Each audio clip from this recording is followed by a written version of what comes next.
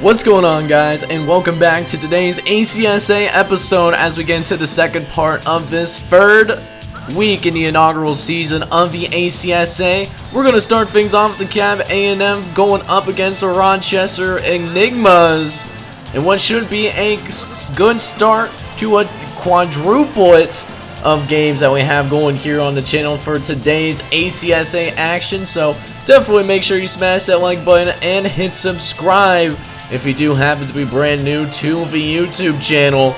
As now we're going to go ahead and jump into some action as Dekalb A&M does hold an early 3-0 lead here. But they're certainly not going to give up as they tried to go for the deep ball. And it was just slightly overthrown. But they do get it off to Kevin Bacon, who does end up picking the first down for the Enigmas. As now it's a fresh set of down that Rochester does have to work with officially, as they're getting a nice steady drive going here to begin this ball game. You know, Rochester is a heavy underdog, expected to get blown out, to be blatantly honest. But so far so good for the Enigmas, probably about as good as you want them to play, this early in the game, as we're about midway through this first quarter now. As this is an incompletion, 2nd and 10 now. Edwards is going to drop back, going to try to throw over the middle, and it was dropped and it just ricocheted around. Surprised it did not find the hands of an enemy defender. As now it's a 3rd and long. They trying to get it over the middle to Walker, who does have to stop, but does do what he needs to do in order to pick up the first down. And so their drive still continuing. A very long drive that the Enigmas are getting together right now. Let's see if they can turn it into points, though, as we have a 3rd and short coming up for Rochester, as Edwards is going to try to throw over the middle and is completed successfully over to Murray for the first down. And now they're on the verge of taking the lead. Can they do it? Edwards going to dive for the end zone. He's in. Touchdown, Rochester, as Edwards makes the diving play. And just like that, Rochester takes a 7-3 lead here. But let's see how Dekalb A&M responds. They are number 7 in the entire nation. They're ranked number 7 for a reason, of course. So let's see what they can do. I saw him drop it back to pass. Got all time to throw. He's going deep. And, oh, it's caught off the deflection. Wow. Talk about nearly getting a turnover to finding the hands of a lucky receiver. And that's how Dekalb A&M takes the lead, man. A deflected pass that finds the hands of an Dekalb A&M wide receiver. So now it's 10-7. We're getting to the closing stages of the first quarter, but that time they weren't so lucky. It was deflected, and this time falls harmlessly to the ground. So now 3rd down coming up. They get it to Tunstall, who makes a huge catch over the middle. Nice pass up the seam. That goes for a first down. Gain of 22 on that one, as they're in Rochester territory once again. They try to throw it to the right-hand side. That's incomplete. As now 3rd and 6. Couple plays later, Ison gonna chuck this one deep. He's got a man, and he's got Williams. Touchdown, Barbs. Dekalb A&M starting to open things up a little bit. Now up 17-7. As if Rochester wants to stay in this game, they're going to really have to think about a response. At the very least, trying to get into field goal range to try to make this a 1-score possession once again. Is now 2nd and 7, going over to the right-hand side to Kevin Bacon. Kevin Bacon, the action star, has his long distant cousin out there on the field playing for the Enigmas, and is able to pick up the first down. As they get it to Murray over the middle, he takes a shot, but it's completed. And that's even with the pass interference call. So it's a 15-yard penalty on top of that, as the Enigmas are driving, as Norton nearly dives into the end zone. Stopped at the 1-yard line, as the 1-yard line does. Monster stops him for right now, but that's not going to be for long, as Bacon is wide butt naked open for a touchdown. And now it remains back to a 3-point game, as they're certainly giving the number 7 team in the nation all they can handle early in this ball game. Sure, Dekalb A&M wasn't expecting this much of a fight from a team that hasn't yet won a game yet, but that could change, though, as Delaney exposes the defense right in the middle of that cover too. And Delaney gets a huge, massive touchdown run. And it's another 2-score game as the Barms will look to pull away here during this first half, at least in the closing moments. Let's see if they can do it though, as Fanu actually gets the carry up the right hand side that goes for 6. As now, next play, it'll go to Fanu again. He's going to go into some contested area, but the Dekalb offensive line is able to get plenty of push up front to keep the chains moving for a first down. But look at this! Fanu fumbles on his 3rd consecutive carry, and so Rochester did get to take over. However, they went 3 and out, and it'll still for now remain a 27-14 game here in this second half. You know, still in it, but you know, you'd love to see them get another touchdown here in the second half to pull back within 1 possession. You know, don't want to take, you know, the lack of offense that kind of came out of Dekalb A&M for granted. You know, you got to play for the win, not just to not to lose. As they go deep over the sideline, and it's intercepted. Not sure who that was supposed to go to. Wonder if that was supposed to be for the deep man, and he just didn't veer off in time. Maybe with some miscommunication on that one. Just got to be more aware, whoever it was, regardless. As Dekalb A&M was able to tack on a field goal. It's now 30-14. The Barbs are starting to pull away, which is kind of what we expected from the number 7 team in the nation. As here we are on the last play of the 3rd quarter. Edwards is going to just launch this one. He has a man, but he overthrows him for another interception. That closes out the 3rd quarter. But they do get him to a 3 and out, however. Just wasn't necessarily working out in their favor. So they do play it away to Rochester as it's a fair catch. And they're going to recover the ball, and they're going to roll it to Dekalb A&M ball on the 1-yard line. So surprising they didn't just call that a fair catch. You know, some of that maybe the Max football developers could work on. But it does lead to a Dekalb A&M touchdown though, taking the lead here 37-14. And you know, with 2 seconds left, they're just going to go ahead and just kneel on this one. As it was a little bit of a struggle at first for Dekalb A&M, but the quickly showed why they're the number 7 team in the nation, beating Rochester with ease.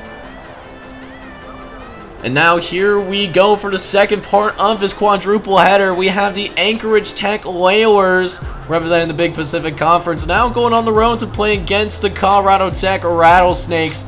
2 teams that are started off pretty slow. They're currently 0-2. Each of these teams are both looking for their very first win of the season. So let's see, you know, who can come through.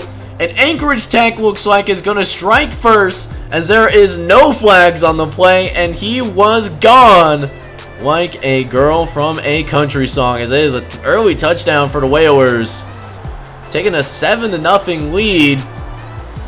As the Whalers, you know, have definitely struggled despite playing 2 group of 5 teams early on in the season. They got to find some positive momentum as we're inching closer towards conference play, as there isn't going to be any easy wins in the Big Pacific, as there's another touchdown for Anchorage Tech as the Whalers strike once again, now being a 14-0 lead, as they will eventually have to punt back to the Rattlesnakes. So maybe this could be a turning point for Colorado Tech, as they do end up calling fair catch, but it's muffed, and Anchorage Tech recovers.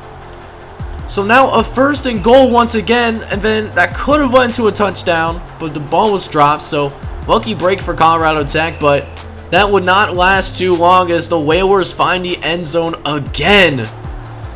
This was a team that got shut out by Marbleton in the very first week of the season. They lost 3-0. An ugly loss for Anchorage Tech. Embarrassing loss, not being able to score against a group of 5 squad.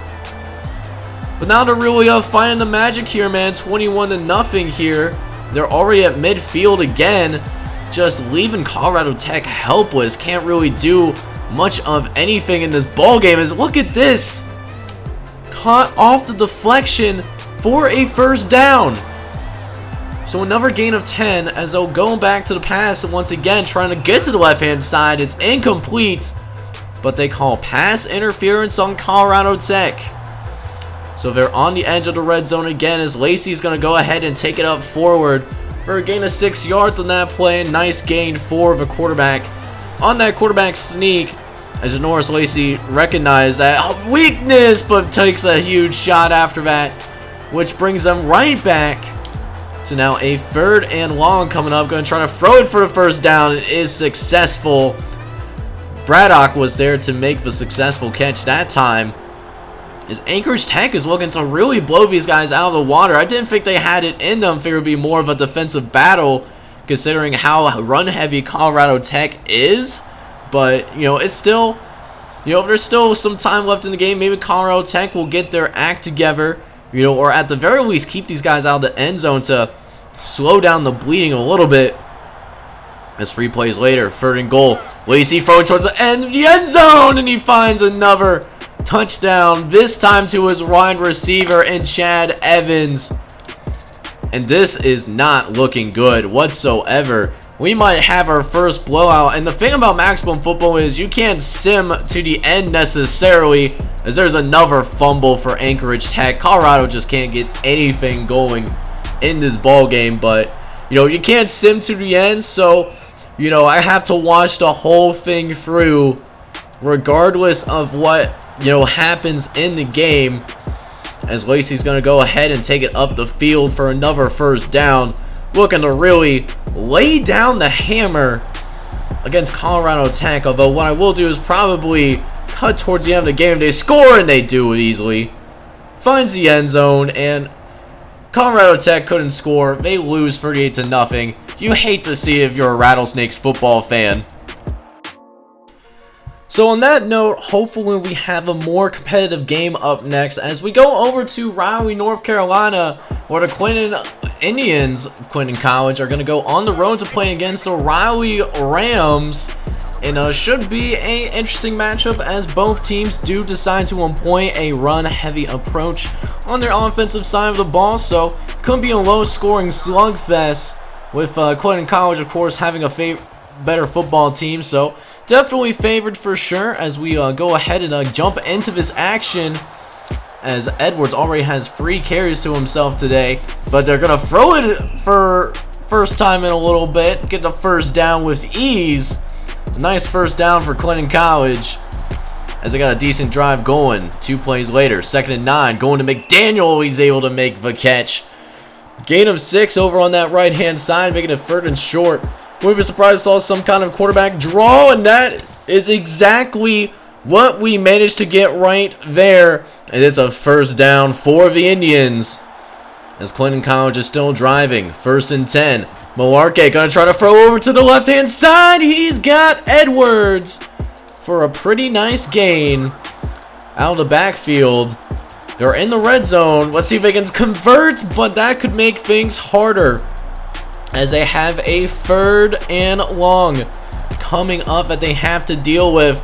Let's see if they can do something with it. There's pressure, and it's a quarterback sack that will force the Indians to accept a field goal.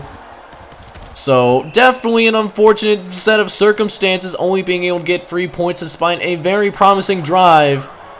So they're going to run it back and try to do this again. This time it's a 3rd and short. Going to Brooks. That goes for a first down. Nice gain right there for the Indians. They're still driving, guys. You know, they're looking pretty good overall on offense. You just got to finish the drives. That's really the biggest thing that's holding these guys back right now. As we got a 2nd and 5 now. Malarkey dropping back. Going to throw it to the left. Going to Scott, who's on the left-hand side. Is going to be able to pick up the first down. Nice gain on that one. So they now draw on the very edge of field goal range here as we try to get it on the 1st and 10. Going to try to scramble for it and pick up some good yards. Now they're definitely up in there, but I'm sure they're going to want to pick up 7 points this time around. Going to Edwards on the outside. That goes for a first down.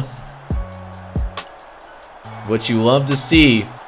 And now, 1st and 10. Going to it on the toss to the right-hand side again. Going to Edwards for some more yardage. Definitely a tough runner right there.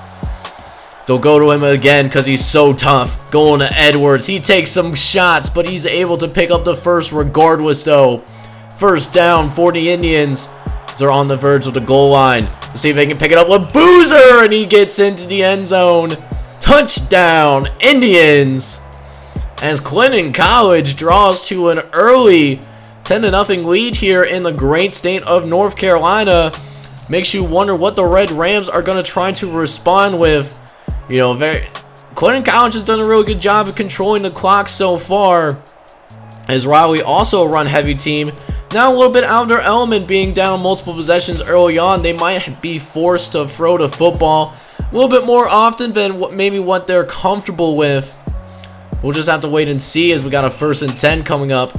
Get up to the 45-yard line. Nice draw play with Brian Cheek for 5 yards. As now 2nd and 5, going to do a quarterback draw again with Caldwell, who takes an absolute shot. You would prefer him to slide down there, but he stands upright, takes the shot, and still picks up the first down in the process. Well, there's a slide for him right there. Learning from the previous play, defensive lineman tackling you or a linebacker at full speed certainly hurts. You probably don't want to take too many of those shots, that's for sure. As the drive will continue, good throw over to center to Falili. They're in the red zone. Can they draw within 3? Trying to go over the middle. That's incomplete. Should have been intercepted, but Riley caught a break right there. So we're going to run it back here. 2nd and 10. Going for the end zone. He's got Jenkins. And he is in. Touchdown, Riley. And the Red Rams draw within 3 points. As we'll get back at it again. Another throw to Jenkins. And even with the pass interference as well on top of that. So you love to see that. Now another 1st and 10. Going to try to throw it downfield. He's got a man and he drops it. He was wide open and had green grass in front of him. If he would have caught that, that was 6 points, like guaranteed. Unless something catastrophic happened, but they almost get that touchdown anyways, thanks to a great throw to a buff. So now it's 2nd and goal. Caldwell's going to hand it off to Cheek. He's looking for some running room and does find some. Able to pick up 5 yards on that run. As 3rd and short's coming up, I wouldn't be shocked if they try to run it. If they try to pass, it's a blitz. And they get to this quarterback, 61, attacking the gap with efficiency. So they got to settle for another field goal again. It's still tied up at 10 apiece. As Baker's going to get up forward for the 1st down. Decent gain on that one. So now 1st and 10. Caldwell dropping back. Going to throw over in the middle and finds Tupa for the 1st down. Tupa with the 1st. As Riley gets across midfield, they might be able to take the lead for the first time today. We'll see what happens, and I might have just jinxed him right there. Interception by Bradley. And so now Clinton College will take over. Here are the Indians, 1st and 10. A throw to the left-hand side, over to Scott, who gets out of bounds. 1st down for the Indians. As they're looking to add more points onto the board, taking Boozer on the quarterback sneak. Able to slide down. Didn't quite pick up the 1st down, though. So a little unfortunate. But look at this. There's less than 30 seconds left. They're not using any of their timeouts. If they're not careful, they're not going to leave any time for, you know, an actual play. As now they're going to try to throw it to Boozer. Takes a sack. And they're not calling a timeout. So they were in field goal range, but because of bad time management, they end up, you know, coming out of that drive empty-handed when they really shouldn't have done that. And the game will still remain tied at 10 apiece. So hopefully, you know, nothing happens here to where Raleigh ends up winning the game and it turns out to be a 3-point difference or less than that. Because that would really suck if you're a Clinton College fan. But for now, they're driving once again. They are in the red zone, sitting at the 15-yard line. As now Boozer's going to drop back again. Going to try to throw it to the left, and it's dropped. Not looking great. So, could have been a 1st down. Was not a 1st down. And they're going to try to pass it again. Don't know why. They're more of a run-heavy squad, and they left it so short. Although it might have been good that it was left short because he was well covered too. Maybe he did that on purpose. I don't know. But now they have a 3rd and 10. They're going to try to throw towards the end zone. He's got a man in the back and finds Nikish. A great throw in the back of the end zone. That goes for 7. And now Clinton College now enjoys the lead once again. Currently up 17-10. Let's see how Riley responds. As they got a 1st and 10 on the 37. Caldwell going to try to drop back. Doesn't have time. Gets it to Albert, so as Albert gets hit trying to get away from the last defender. Very unfortunate. He only had one more man to beat. If he would have beat him, that was good for a touchdown. But for now, it still remains at 17-10. As Caldwell will drop back again. Has a clean pocket. Going to throw to the left-hand side to Tupou, who tries to leap into the end zone. But a bad decision as he fumbles the football. And the Indians recover at the 1-yard line. But then subsequently they get hit in the end zone for a safety. So not completely empty-handed for the Red Rams, but you would have preferred the touchdown to tie this game. Although for now they will remain 17-12. But Raleigh does have the football once again. A 3rd and short coming up. See if they'll run it to the left-hand side. No, it's to the right.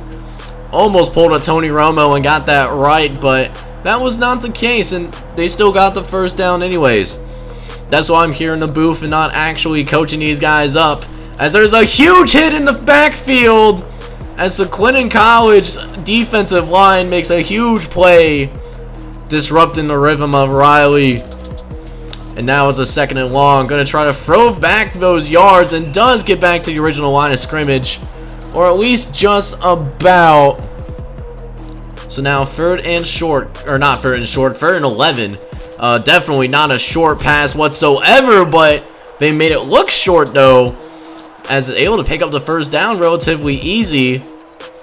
So fresh set of downs that they get to work with. Caldwell's going to throw to the right hand side to find Harris, who picks up another 1st down for Raleigh University. Would be a huge win if they can notch this win against a Power 5 team. Clinton College is a solid squad too, so that would be a good win on their resume as they progress through the last half here of this non-conference play. Is now 3rd and 10. Caldwell going to throw over the middle. He had a man, but it's deflected away at the very last second.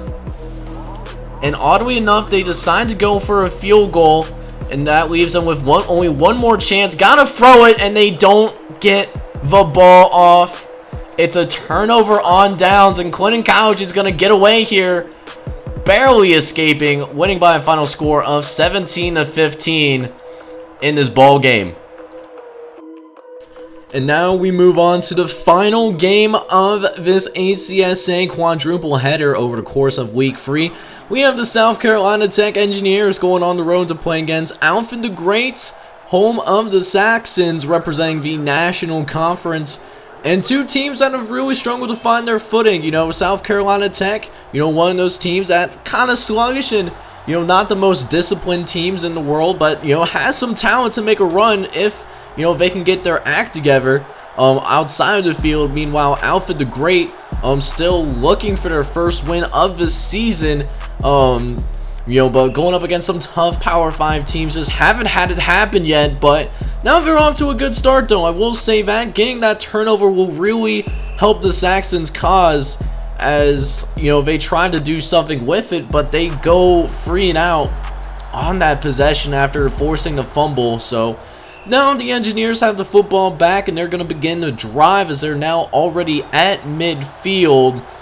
As now it's a 1st and 10 for the Engineers. Going to try to manufacture a drive here, as Porter's going to scramble out into open field. Is going to slide down and pick up the 1st down as well, as it's a pretty good catch as well.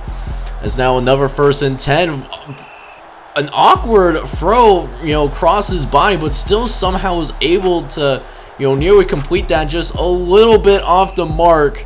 But they decide to run it for whatever reason, and it looks like South Carolina Tech, and they will do this, they will settle for the field goal, but for now, they do have a nice 3-0 lead as they are back at it again with the white vans, and they also have the football as well, now holding a 3-0 lead as they go back to Corbett again. And someone else gets injured on the field as well. Looks like Travis Drew on the Alfred the Great linebacking core ends up getting hurt. So now Corbett has even more running room to run wild like a madman on a mission. As now it's 1st and 10 again. Porter going to go to the throwing. Is going to get it over to Johnson. Johnson able to pick up a nice 1st down for the Engineers as they look to manufacture another drive once again as they go to Corbett. They are going to him early and often in this ball game. That's one of the reasons why they're only sitting at 1-1, kind of not really performing up to expectations so far, is because they haven't used Corbett as much as they need to. But you can see when he gets the rock, that man can do something with the football. As now, of course, they'll go away from him and try to throw it. It does not end well. Nearly goes for a loss, but was able to get it off just in the nick of time.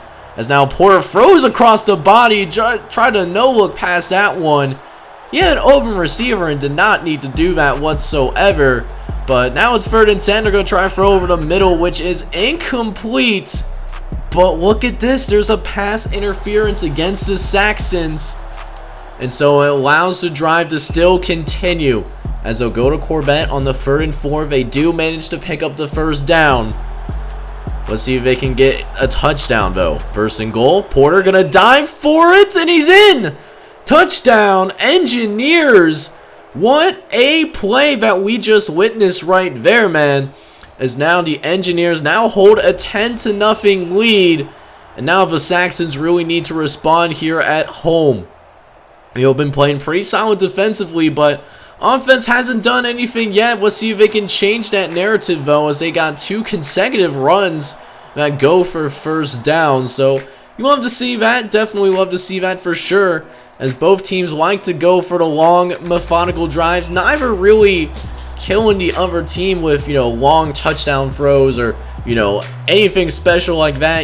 Really being methodical and, taking their time. Don't need to rush right now. Even though you're down by 2 possessions, no need to panic just yet if you're the Alfred the Great fan. As they'll try to throw over the middle, that's incomplete. And they do get a long field goal to go, so that's nice to see. But, Alfred the Great still down 10-3, and they have the football as we get close to the end of this 1st half here. Nice start for the Engineers overall. Playing a lot better, as I thought they were going to fumble the football for a split second. I thought that was a fumble animation. I was proven wrong, thankfully, as now they'll try to run it again, and there it is. There's the lack of discipline that I have been talking about. Coughing up the ball, and now 38 seconds left. Saxons have an opportunity to tie this game as they throw an incompletion there. Wide open guy, too. So, very unfortunate break for the Engineers as Winslow tries to scramble with it and does end up, picking up a few yards. Alfred the Great doesn't have any timeouts, so we got to get to the line of scrimmage quickly. Winslow's going to try to throw towards the end zone. It's deflected away. That might have done him a little bit of a favor, though, because if they didn't, get that, looks like it could have been intercepted, so very fortunate. They were able to put 3 points on the board, but still a 10-6 ball game nonetheless, as we are picking things up here in the 2nd half. They do a quick throw over to middle to Fisher, who does pick up some yards, as now it's a 1st and 10. There's that deep throw. The longest play of the game finally happens in the 3rd quarter. And now they are driving once again, trying to take the lead for the first time today. Let's see if they can pull it off, as Fisher nearly picks up the 1st down, but is brought down before we can get to the 1st down marker. Still a nice 8-yard gain, as they're using Fisher as more of a receiving back, as at times Fisher has kind of struggled to find some sort of running room. As now, a couple plays later, 3rd and 4. Winslow going to drop back. He's got a clean pocket. Going to throw to the right-hand side to Fisher again, who makes another catch and immediately gets out of bounds. As for some reason, they go somewhere else. They try to run it when the passing game was doing really well. And so they are well short of the 1st down marker. And another field goal for the Saxons. So multiple scoring opportunities, but all of them ending up in field goals, however. So South Carolina Tech, despite what's been going on in this game, still holds the lead, a 1-point lead.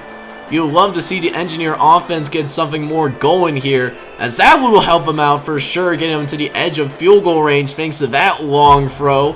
No pun intended, I promise you guys.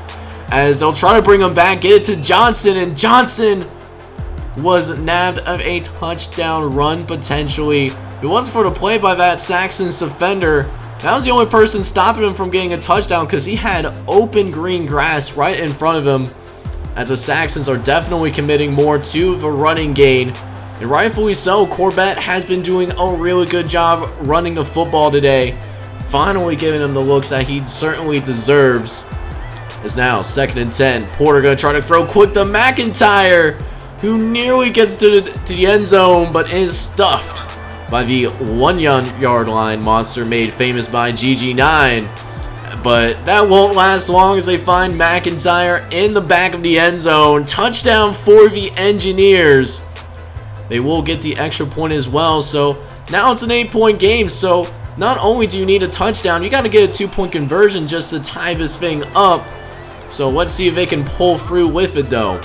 As it's 1st and 10 once again, sitting on the 40-yard line. Getting it to Fisher, who finds decent running room. Somehow gets back up, but then is knocked immediately back down. Guess was sitting on an Engineers defensive lineman or something like that, because his knee never touched the ground. But again, forward progress, it's just weird how they're doing it. But as, what are you doing, Spivey? You could have gotten a touchdown right there, but alas, decides to run out of bounds. Must have been spooked by one of the defensive backs.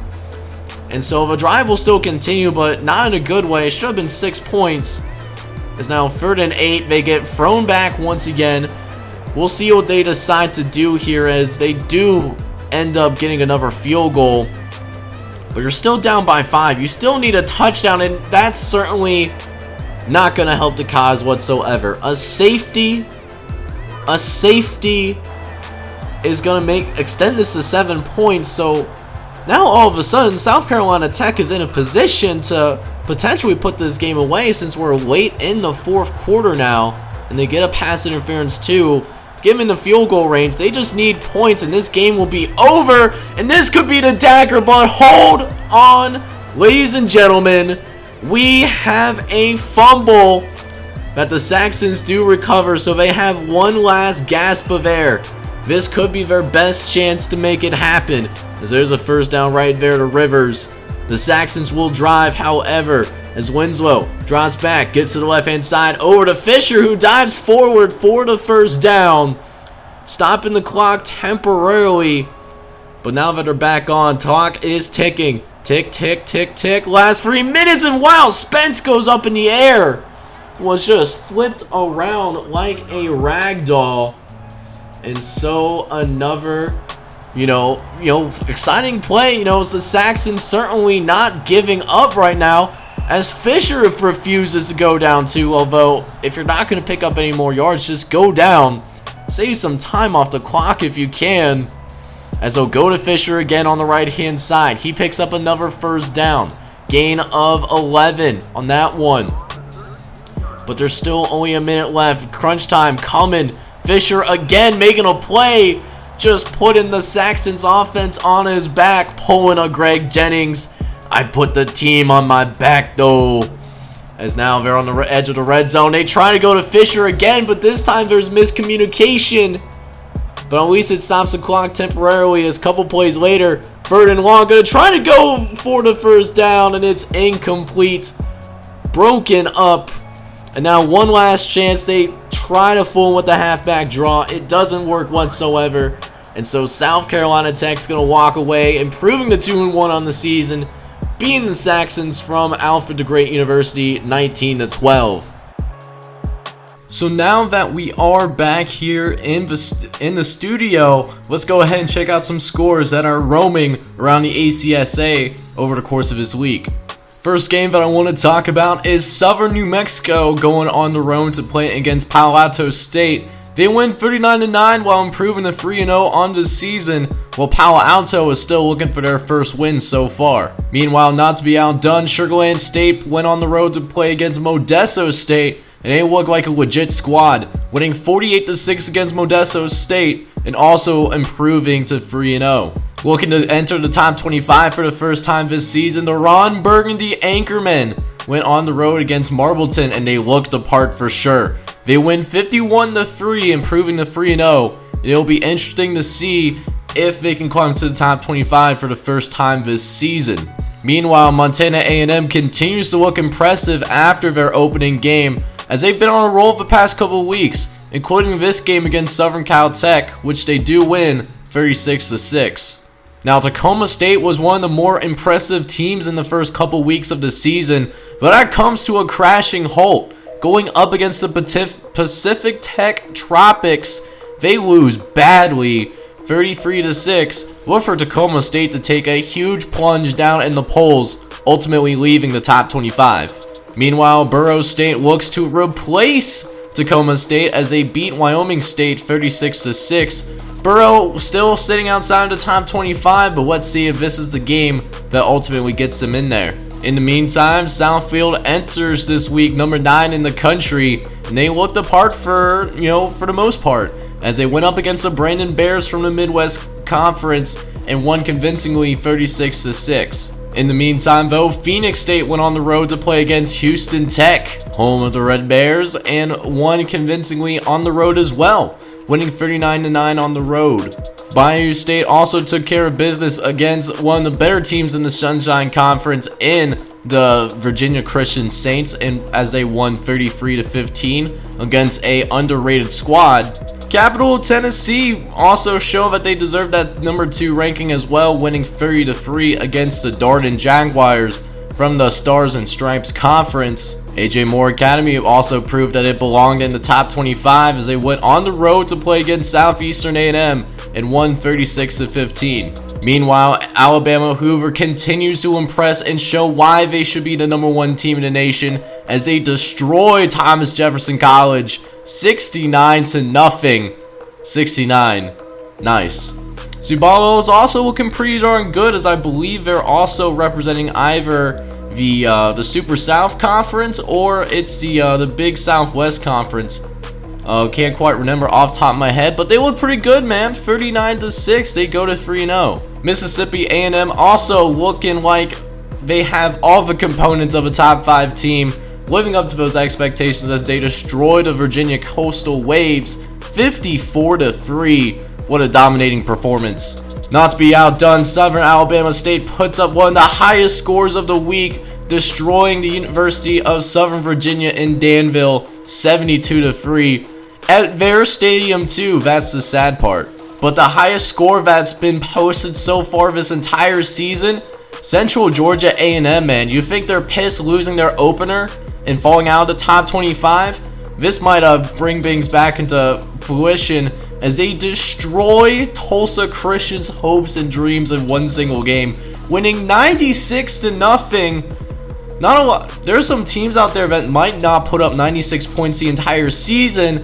These guys did it in one game. It's the highest score in the history of the ACSA in this young league.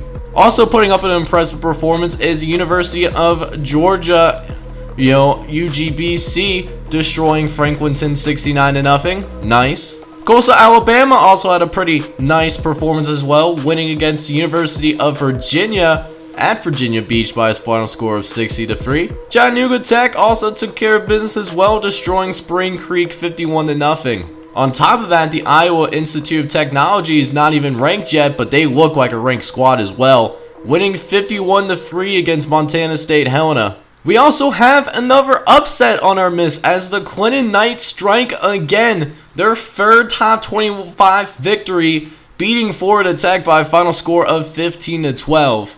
Whereas Herbert Hoover avoids the upset bid against Southwestern New Mexico as they fall to 0-3, whilst Herbert Hoover cruises to a 36-9 victory. However, the nice start that the St. John Jakeys had to begin the season does come to a crashing halt for right now. They get shut out against the University of Mid-Atlantic 36-0. So with those studio updates out of the way, it's time to show the 3 games that will be shown to end week 3. The first game, which being the Beckett Ridge Farmers representing the National Conference, going on hosting the Ridgewood Priests. We guys can see how they play on ACSA TV for the first time this season. We also have the Boston State Deacons going on the road to play against the Philadelphia Tech Black Mambas. Boston State trying to recover out of an embarrassing performance against the Sycamore Aviators in the previous week, whereas Philadelphia Tech looks to get their first win of the season. Finally, to close out week 3, we have another former top 25 team in the southeastern coast of Florida going on the road against the Wilkes-Barre Scranton Regals, who did have a top 25 victory. Let's see if they can pull off 2 wins in a row. So guys, that will end today's ACSA video. If you enjoyed today's video, please do me a favor and please smash that like button as well as hit subscribe if you do happen to be new. This is John J. Gaming on the mic, hoping that you all have a wonderful day. Take care, everybody.